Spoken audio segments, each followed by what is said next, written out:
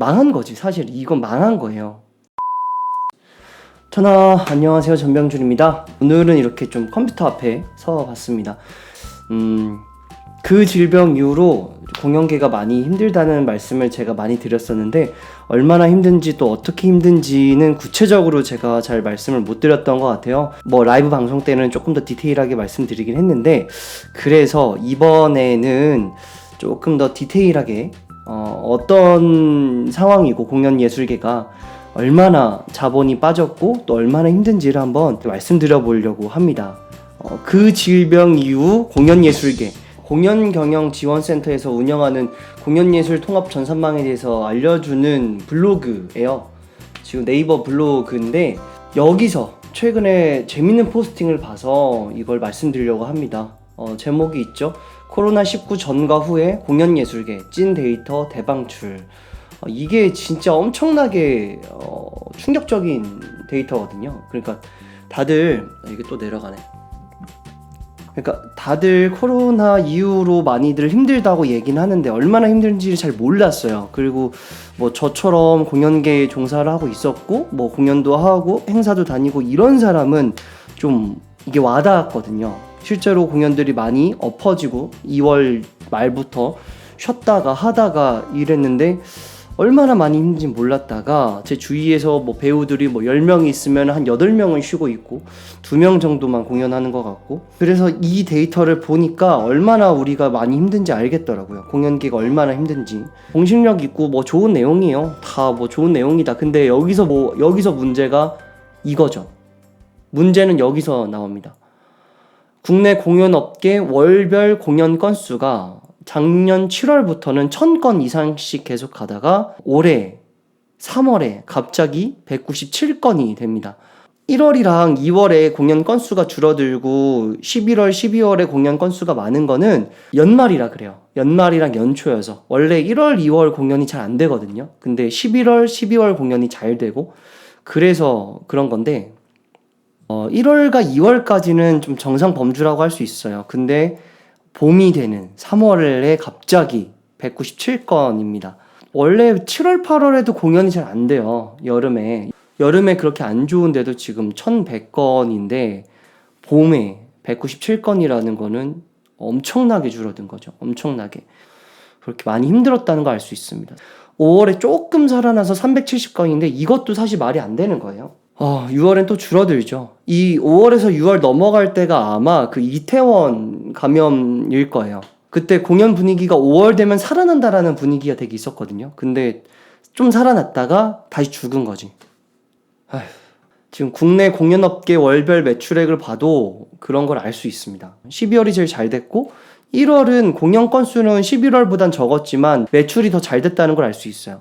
1월에 설날 전에 특수를 받는 것도 좀 있고, 그리고 우리나라 공연계가 메르스 이후로 좀 살아나고 있다라는 증빙이기도 했거든요. 그래서 그 1월까지 그런 모멘텀이라고 할까? 그런 역동성을 좀 가지고 있었던 건데, 그게 2월에 갑자기 절반으로 팍 끊겨버리죠. 그랬는데 또 3월은 그거의 또 절반, 4월은 거의 그거의 또 절반이 됩니다.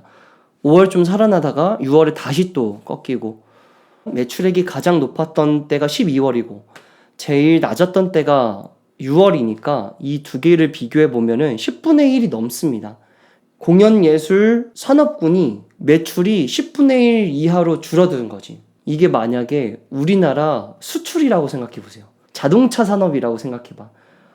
그 어떤 산업이라고 생각을 해도 이거는 사실 엄청나게 큰 문제입니다. 망한 거지. 사실 이건 망한 거예요. 물론 지금 코로나 때문에 모든 업계가 힘들겠지만 제 생각에는 공연예술 업계가 가장 크게 타격을 받은 게 아닐까. 경제 전체를 따지면 사이즈가 중요하겠지만 종사자들의 마음을 생각하면은 비율이 더 그런 것 같습니다. 모두가 힘들지만. 장르별 공연 건수를 보면 말도 안 되죠. 오페라 같은 경우는 없어지다시피 해요. 여기서 이 그래프에서 재밌는 거는 뮤지컬의 매출액 비중이 증가했다는 게 되게 중요하죠. 2019년 하반기에는 1378억이었고 2020년 상반기에는 786억, 전체 공연이, 뮤지컬이 차지하는 비율이 72.8에서 86.6으로 증가했습니다. 그나마 뮤지컬은 공연을 좀 했었다라는 뜻이에요. 뮤지컬 같은 경우에는 한 번 볼 때 몇십 명에서 몇백 명, 그리고 많으면은 뭐 몇천 명 단위까지도 하게 되니까 가장 먼저 공연계에서는 방역 시스템이 잘 갖춰졌던 게 아닐까 싶고요. 다른 공연계에 비해서 이 덕들이 많아요. 그래서 방역을 잘 지키면서 나는 이 공연을 반드시 봐야겠다 라고 생각하셨던 분들이 많은 거죠. 그래서 그랬던 게 아닐까라고 생각을 합니다. 그리고 뭐 여러 가지 뭐 지표가 있고 그래프들이 있는데, 여기서 좀 재밌게 봐야 되는 점은 공연 장르별 무료 관객 비율이에요. 이 12월이랑 4월이랑 다른 거는 몰라도 뮤지컬을 보면, 뮤지컬이 12월에는 무료 관객이니까 초대권이라고 봐야겠죠. 초대권이 15% 정도 뿌려졌다면 4월에는 7% 정도 뿌려졌다는 걸 알 수 있습니다. 이게 제가 알기로는 많이 힘든 상황이니까 초대권을 좀 줄여서 수익을 조금이라도 높이자라는 전략을 사용하고 있다고 전해 들었어요. 이게 맞는지는 모르겠지만 꼭 틀린 얘기는 아닌 것 같습니다. 그래서 초대권이 줄어들었다 라고 말씀드리고 싶고, 클래식 같은 경우에는 사람들이 못 보겠다, 공연 큰일 나는 거 아니야 라고 생각하니까 초대권을 많이 뿌린 것 같아요. 어떻게든 보러 오시라고. 무용도 그렇고 국악도 그렇고. 클래식이나 무용이나 국악 쪽으로는 사실 공연 지원금이 좀 많이 들어가고 지자체에서 공연을 여는 경우가 정말 많아요. 그래서 이 초대권 같은 개념이 조금 더 많이 있다. 근데 뮤지컬은 민간에서 하는 경우가 훨씬 많으니까, 그래서 초대권이 더 줄어들었다라고 생각하시면 될 것 같은데, 이렇게 뭐 대충 살펴봤습니다. 이거를 바탕으로 저의 개인적인 의견을 좀 덧붙이면, 코로나 백신이 언제 나올지는 지금 모른다고 그러죠. 내년 연말을 보고 있다는 이야기도 있어요. 그리고 무엇보다 백신이 나와도 우리나라에 빠르게 퍼져가지고 우리가 모두 이 백신을 맞을 수 있는지는 모릅니다. 그래서 이 코로나 사태로 인한 경제 침체, 특히 공연계 침체는 굉장히 오래 갈 거라고 생각하고, 이 와중에 우리가 나아가야 될 길은 두 가지로 지금 나뉘고 있는 것 같아요. 첫 번째는 오프라인 공연의 방역을 강화해서 오프라인 공연을 열심히 하자. 뭐 거리뛰기라든지 아니면은 방역 시스템을 더 강화하고, 그런 게 첫 번째인 것 같고, 두 번째는 온라인 공연을 강화하자라고도 생각을 하는 것 같아요. 실제로 우리나라에서 영국의 엔티라이브처럼 온라인으로 볼 수 있는 공연 시스템이 예술의 전당에서 싹 온 스크린이라는 이름으로 올라갔고, 원래 올리고 있었지만 이번에 또 네이버 TV에서도 온라인으로 뭐 잃어버린 얼굴이라든지 공연들이 무료로 생중계가 됐던 게 있습니다. 적벽 같은 경우는 유튜브로 생중계가 됐었죠.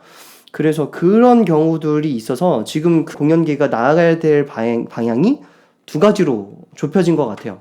오프라인을 강화하자, 온라인을 강화하자. 제 생각으로는 물론 언젠가는 온라인 공연이 강화가 돼야 될 것 같지만, 온라인으로 공연을 즐기는 날이 올 수 있을 것 같지만 절대 오프라인 공연을 이길 수는 없다고 생각합니다.